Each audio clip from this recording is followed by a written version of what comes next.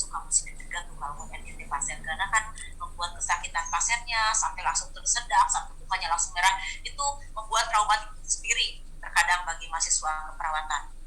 Lalu juga ketika di lab, begitu killernya dosen kita ketika melototin kita lagi ujian infus misalkan, lagi ujian nyuntik misalkan, itu juga hal yang sangat mendebarkan tetapi sangat bermakna dan berkesan bagi kita. Lalu juga apalagi kita lihat, nah ditambah lagi yang semester tua atau semester akhir itu beratnya beban KTI atau skripsi. Ini coretannya masih ada aja ya Kak Pimpin, nggak bisa saya hilangin. Siapa yang mencoret bisa tolong di ini nggak? Bisa tolong dihapus ya. Ya, peserta yang ada di ruang Zoom yang ya. Di layar handphonenya ada coretan, mohon untuk dihapus coretannya. Dihapus dulu coretannya. Mohon maaf ya, biar tidak mengganggu juga ya Bu ya. Ya, baik, ini beratnya beban KT atau skripsi semua mahasiswa perawatan kesehatan itu merasakan ya, sampai ada istilah LDE, ada istilah lelah, disiksa, remisi. Skripsiku, aku lelah, skripsi itu berat banget. Oh skripsi, penyebab sakit kepala 8 semester katanya ya, mengandung dosen pembimbing, revisi skripsi, penelitian dan sidang skripsi. Luar biasa itu yang kita alami. Oke, next ya. Nah, semester awalnya dosen yang ngejar tuh, absen. Ketika semester akhir berbalik tuh, kita yang ngejar-ngejar Pak. Dosen tuh nggak, konsul Pak, konsul. Aduh, bapaknya keluar negeri terus nih, susah cari waktunya. Dosennya dikejar-kejar sampai manapun ya. Dan biasanya pengalaman menunggu dosen itu bukan hal yang memang jarang terjadi, sering terjadi ya, seperti ini jadinya. Ibu ambil dari gambar internet ya. Ini Mr. Bean katanya menunggu dosen itu ada yang cuma 1 jam, ada yang nunggunya sampai 3 jam, ada yang nunggu 3 sampai 6 jam. Kalau yang 1 harian mudah-mudahan tidak ya, kasihan banget dosennya, lupa kali kalau sampai 1 harian dosennya gak datang-datang. Cuman yang jelas ibu aja waktu kuliah S2 itu pernah ngalamin 6 jam gitu.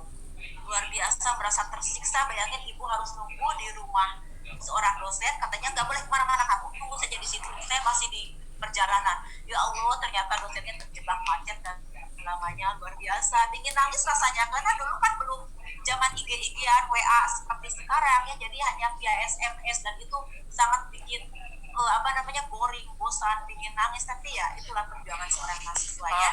Oke, Kak, suara YouTube keganggu Kak, ada yang nggak di unmute. Oh, tolong di ini ya, siapa yang nggak di Rizky ya Bu, mute Rizky ya. ada yang nggak di mute Bu, suara di YouTube keganggu. Atas nama Rizky dan Muhammad Ardi Aldian ya Bu ya. Ardi, tolong suaranya coba. Boleh Bu, sudah. Soalnya sudah. Muhammad Ardi sudah. Oke, Muhammad Ardi makasih. Ini belum kayaknya ya. Belum di mute. Tapi suaranya sudah tidak keluar ya. Oh, sudah tidak keluar ya. Baik, silakan Bu. Kita lanjutkan teman-teman, mohon maaf ya. Nah, jadi kadang semakin tinggi semester, semakin sadar bahwa kita itu merasa salah pilih jurusan. Teman-teman sampai di sini jangan sampai teman-teman merasa menyesal. Sudah mau ke babak gerbang final, jangan sampai menyesal karena merasa salah jurusan. Tadi Ibu bilang bahwa jurusan tidak menentukan masa depan. Oke ya, sampai sini dulu biar clear teman-teman. Jadi jangan merasa ada yang menyesal bahwa Anda sudah selesai. Nah, ini yang ternyata menjadi problematika utama bagi semester tua. Mulai merasakan yang namanya jatuh cinta itu biasanya di semester yang memang itu luar biasanya, sehingga perlu jangan sampai memanage hati kita untuk tidak tergoda hal-hal yang sia-sia. Tidak haram ya kita punya rasa cinta, itu mah sudah anugerah dari Allah katanya ya. Tapi kan jadi berlebihan sampai melebihi cinta kepada orang tua, melebihi cinta kepada saudara yang betul-betul memberikan jasa besar pada kita. Nah, itu yang bahaya. Sampai tidak sedikit katanya mahasiswa yang mengalami depresi dan bunuh diri karena masalah cinta. Dan kemarin Maret 2020 ya, masih baru kan, mahasiswa di Makassar gantung diri dikarenakan diputuskan cinta oleh pacarnya. Halo teman-teman, jangan sampai ya gantung diri karena putus cinta. masih banyak kok yang mau terima cinta kalian. Bucin ya kalau Ya, bucin ya. sekarang Terus tren sebelumnya bucin Kak ya. Pipi ini ditemukan mahasiswa di Bandung 4 orang Walah, ya, dan itu luar biasa, pokoknya hati-hati. Jadi ya mudah-mudahan ini teman-teman di sini gak ada yang bunuh diri ya. Jadi hati-hati, godaan virus merah jambu itu sangat membuat kita beranak ya. Jadi harus mencikapi dengan baik. Jadi cerita mahasiswa yang depresi katanya skripsi ditolak, cinta ditolak, semua rasanya pengen mati saja, sampai seperti itu katanya. Itu luar biasa, hati-hati. Nah, sekarang lagi ditambah yang bikin kita depresi, uji kompetensi. Sehingga cerita apa yang keluar dari mahasiswa kesehatan saat ini? Problematik, Pak dosen menuntut skripsi, Pak Menteri menuntut uji kompetensi, dan Pak Mertua menuntut resepsi. Waduh, ini teman-teman sudah ada yang tunangan, sudah mulai sudah banyak. mau resepsi pernikahan. Luar biasa ya. Kerja berat sungguh-sungguh bagi mahasiswa tingkat akhir yang juga sudah punya tunangan atau mungkin mau persiapan nikah, itu pasti stres yang luar biasa. Sehingga yang ada adalah GCS, galau cemas stres. Ya, GCS di sini adalah galau cemas stres. Ya, nah ini dari data Ibu temukannya 2018 ya. Ini masih terbilang hangat kan ya. Ternyata memang usia Anda itu rentan untuk depresi dan bunuh diri. Jadi hati-hati. Usia 20 sampai 29 itu 29% berada pada kategori gejala depresi, dan depresi ini sangat dekat kaitannya dengan bunuh diri. Sehingga hati-hati teman-teman, Anda jangan sampai terkecoh oleh yang namanya beban-beban. Tolong benar-benar positive thinking, jangan sampai Anda merasa bunuh diri itu indah dan akan langsung masuk surga. Iyakah? Akan langsung beban itu hilang. Apakah seperti itu? Justru sebaliknya ya. Jadi hati-hati ya. Nah, sekarang kita menginjak ke uji kompetensi, teman-teman. Ini yang sering terdengar bukan hanya dari mahasiswa tetapi juga dari para dosen, bahkan teman-teman Ibu di IBQ juga masih mengutarakan hal-hal seperti ini. Pertama, Mendikbud sudah menghapus ujian nasional tahun ini.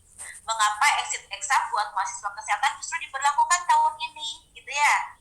Lalu Mendikbud katanya menggelorakan semangat kampus merdeka, tapi mengapa sih kampus kesehatan seolah sulit untuk merdeka? Aduh, kasihan amat. Buat apa ada akreditasi bila harus ada uji kompetensi? Dan mengapa di masa pandemi uji kompetensi tetap harus ada? Mengapa? Dan mengapa? Ribuan cerita kata mengapa terdengar di sana sini. Ibu dengar dari mahasiswa tingkat 3, Ibu sering dapat WA dari teman-teman yang memang kemudian kenapa sih ada exit exam, padahal UNAS aja sudah dibubarkan bahkan.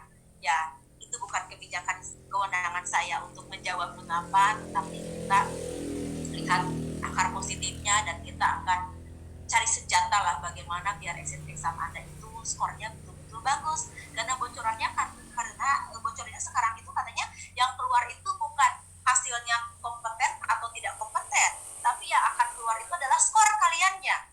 Misalkan skor kalian dari uji kom itu nilainya adalah 30, ya akan keluar 30.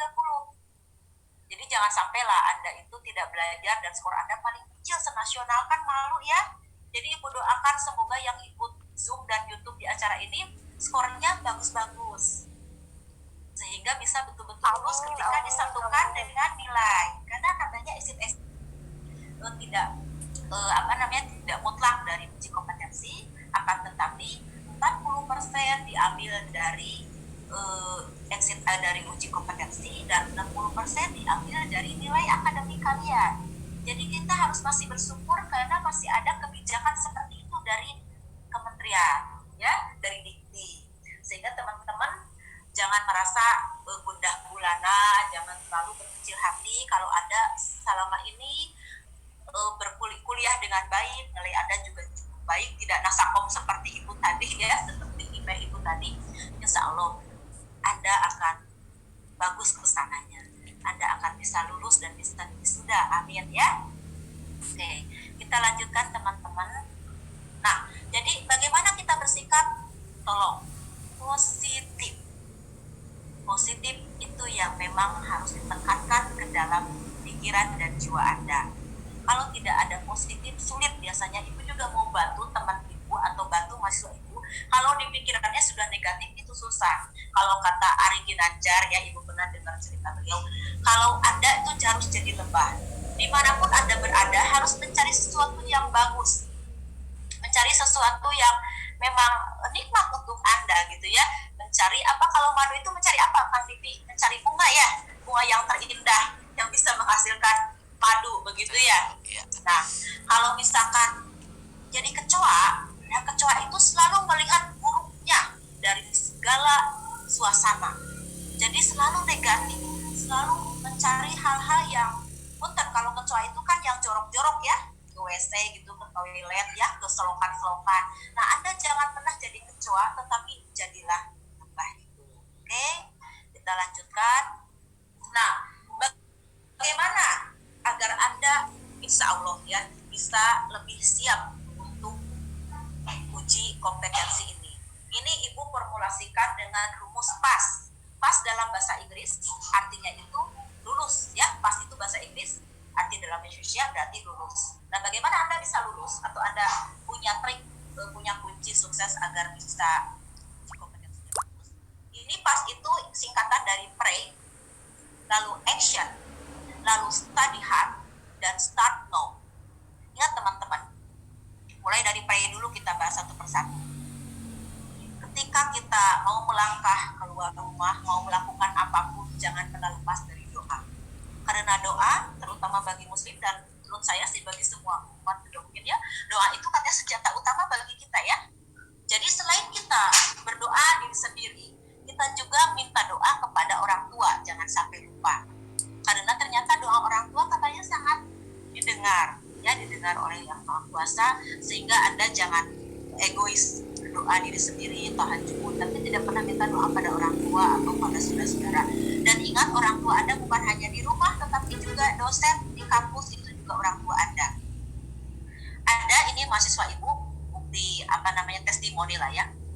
Itu mahasiswa ibu itu ketiga kali baru dia lulus uji kompetensi, dan yang ketiga itu teman-teman yang lain yang plus taker, bahkan yang ranking 1 dan ranking 3 itu gagal karena katanya lebih sulit soal uji kompetensinya.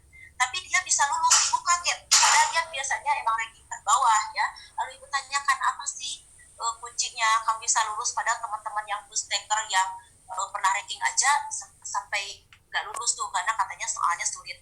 Katanya dia itu betul-betul mencintai mamahnya. Waktu kuliah itu dipaksa mamahnya, saking gak mau menyakiti hati mamahnya, maka dia ikutlah kuliah di keperawatan, mendengar kata mamahnya. Dan ketika semester akhir begitu banyak uang yang harus keluar untuk dia kuliah, dia itu sampai menjual motor. Ya, daripada minta ke mama, saya jual motor saya untuk bayar biaya skripsi dan lain-lain. Dan saya sedih ketika uji kompetensi pertama saya gagal, tapi saya tak menyerah pokoknya. Sehingga akhirnya dia ikut lagi, gagal lagi. Nah, yang ketiga kali itu dia lulus, dan dia itu memberikan testimoni pada saya. Apa yang dia lakukan, katanya, Bu, saya betul-betul minta berdoa, lalu minta doa pada orang tua, terutama pada mamanya. Lalu dia juga katanya datang ke dosen, minta maaf, ya, minta doa juga kepada dosen. Dia lunasi hutang-hutang yang emang dia mungkin punya ke dosen atau ke sahabatnya. Lalu apa yang dia lakukan selain itu, dia banyak sedekah. Ya, ternyata emang sedekah, kata para ulama, juga bisa mendongkrak kekuatan kita dalam berdoa, sehingga bersedekah itu salah satu kunci juga buat kita bisa menjadi lebih berhasil atau sukses ya. Jadi ingat, pray, jangan pernah disepelekan, teman-teman. Oke, setelah pray, action. Percuma kita hanya pray, hanya sibuk sholat dan wirid atau sibuk berdoa sana sini, tetapi actionnya nggak ada. Ya, karena realnya dari pray itu harus action kan. Jadi tolong tetap berbuat baik, bahkan tingkatkan perbuatan baik kalian. Miliki kebiasaan baik. Kalau biasanya Anda itu bangun tidur jam 7, tolonglah jadi setengah 6, biar subuhnya tidak terlewat sholat subuhnya. Yang biasa setengah 6 mungkin jadi setengah 5, biar pas beduk adzan subuh Anda siap dulu. Dan bisa sholat sunat sebelum subuh, karena katanya sholat sunat sebelum subuh itu seperti kita bisa memiliki dunia dan isinya. Luar biasa ya, orang suci itu katanya orang yang tidak pernah kelewat sholat subuhnya, apalagi yang berjamaah di masjid laki-laki ya. Jadi miliki kebiasaan baik dan realkan doa-doa itu. Maksudnya ketika Anda misalkan berdoa kepada Tuhan begini, kepada Allah ya Allah lindungi aku dari sifat malas dan sifat sifat malas dan sifat bodoh. Ya Allah lindungi aku dari kemalasan dan kebodohan. Tapi andanya tetap malas. Jadi seolah-olah Anda tidak merealkan doa Anda gitu. Tidak merealkan doa kalian itu menurut saya ya mungkin dikasihnya cuma setengahnya, mungkin ya hanya doa saja, tidak merealkan doa. Jadi intinya doa dan usaha itu tetap harus balance. Ya, tolong diwanti-wanti bahwa doa dan usaha itu tetap harus ada dua-duanya. Lalu yang ketiga adalah study hard. Tolong mulai sekarang fokus apa Bu? Fokus untuk terus mereview soal-soal latihan, soal uji kompetensi. Ibu lihat sudah mulai banyak di internet, jadi jangan terlalu banyak alasan. Bahkan Ibu yakin dosen-dosen Anda punya contoh-contoh soal uji kom dan Anda bisa minta ke Kaprodi atau mungkin ke dosen-dosen untuk belajar, bahkan mungkin bisa ikut pelatihan-pelatihan yang diselenggarakan mungkin oleh IO atau apa, selama itu positif, tidak dilarang, silakan. Sebanyak-banyaknya Anda fokus belajar mereview soal, ya, latihan soal. Buang malas, buang bosan. Karena yang Ibu tahu, ini yang namanya malas dan bosan adalah makhluk yang paling mengerikan, yang betul-betul menggoda manusia dalam melakukan kebiasaan baik, sehingga akhirnya untuk sukses juga sulit.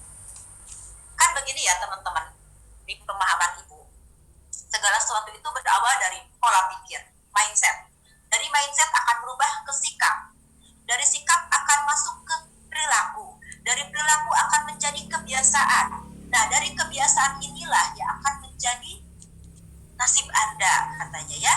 Oke, Isti Asmara Raisen, kenapa Isti? Kang Dipri? Boleh Bu, sebentar. Apa tidak ya? Teruskan saja ya, oke. Nanti kalau mau ada pertanyaan, kita ada waktunya ya. Siap. Jadi, ingat sekali lagi, dari pola pikir, lalu ke perilaku, lalu kebiasaan, lalu nanti akan berubah menjadi nasib Anda. Jadi kalau nasib Anda ingin berubah, ya rubah dulu dari pola pikir Anda, rubah dulu dari pola pikir, lalu akan Anda rubah perilaku, lalu Anda rubah kebiasaan, dan insya Allah nasib Anda juga akan lebih berubah ke arah yang lebih baik. Lalu yang terakhir adalah start now. Tak ada kata nanti dulu.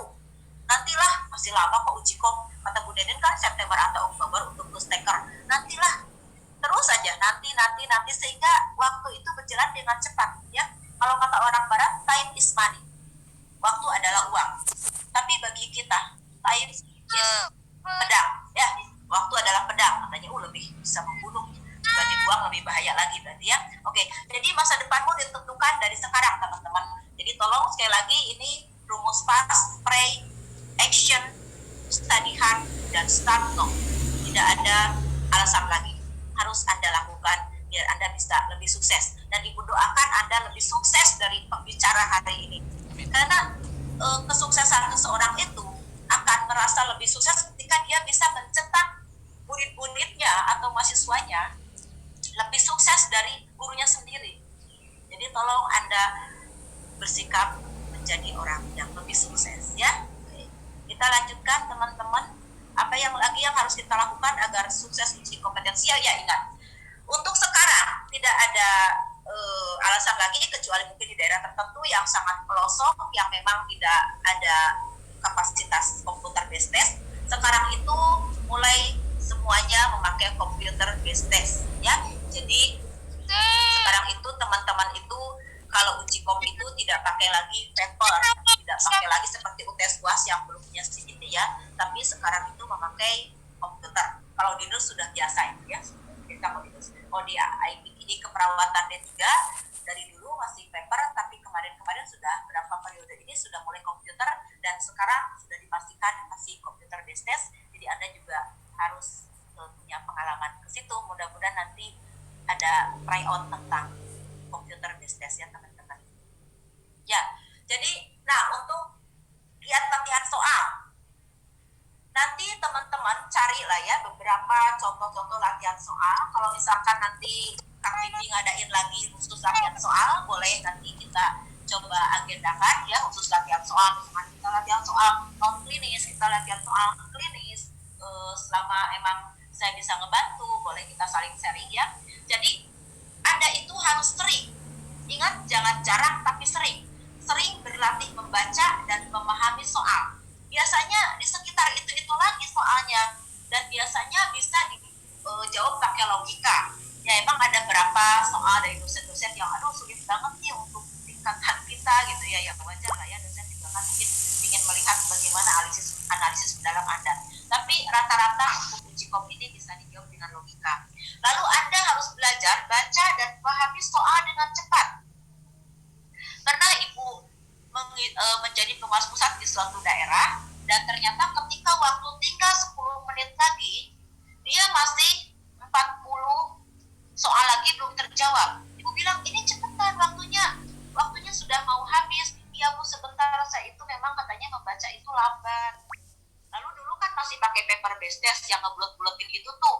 Dulu ngebulet-buletinnya sampai tremor dan keringetan, tangannya tuh kasihan kadang ya.